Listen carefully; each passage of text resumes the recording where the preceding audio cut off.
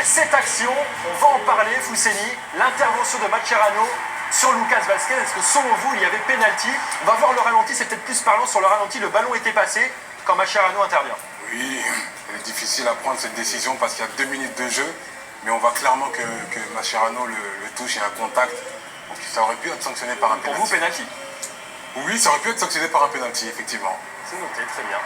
Vous allez voir qu'en tout cas, cette première période, à l'image de cette action, de cette intervention de Mascherano, elle va être marquée par l'engagement des deux équipes plus que par les occasions. On voit le centre de Neymar avec la reprise de Sergi Roberto au deuxième poteau. On va voir sur le ralenti le ballon qui vient toucher le bras de Sergio Ramos, mais le bras qui était collé au corps. Donc là, logiquement aussi, pas pénalty. Non, là c'est bien arbitré, il n'y a pas pénalty, le ballon qui vient encore. Sergio Ramos ne peut pas faire grand chose, donc ça aurait été sévère de siffler un pénalty.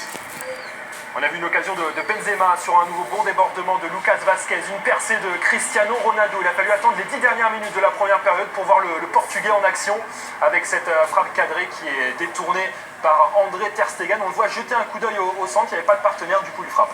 C'est bien joué surtout de la part de Piqué. Il emmène Cristiano Ronaldo vers l'extérieur sur son pied faible côté gauche et il réduit un petit peu son angle. Il a moins de chances de marquer dans un angle fermé. L'ouverture de Modric, le ballon qui arrive jusque dans les pieds de Cristiano Ronaldo en bout de course. Là aussi, c'est sans danger pour Marc-André Ter Stegen.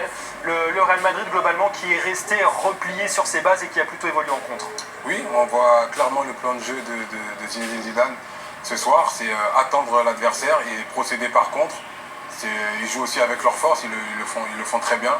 Maintenant, essayer d'être un peu plus ambitieux dans la surface de réparation, appuyer un peu plus les attaques et ils pourront peut-être surprendre cette équipe de Barcelone.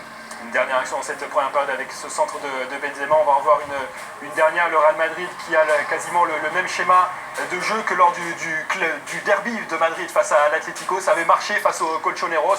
Là, si ça marche cette fois-ci face au FC Barcelone, on voit qu'il a manqué un